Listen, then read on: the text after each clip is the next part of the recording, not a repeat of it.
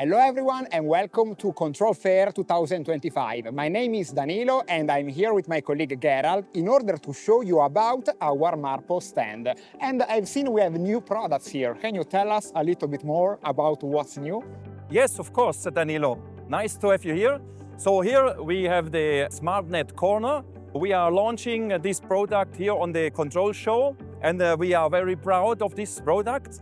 And looking here in this direction, you can see our gauging components area. And over there we have the optical sensors. And here we have an area for leak testing. And maybe let's walk go. around Yes. and take a look. Yes, of course. What are you going to show us here? Here we have our area with our optical machines. At first you see OptoQuick machine.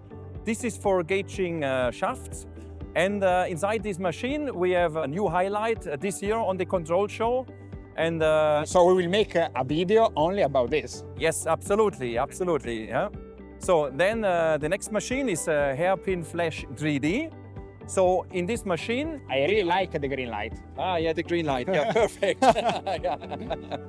So we are gauging hairpins. With these hairpins, you build an electric motor later for the electric automotive industry.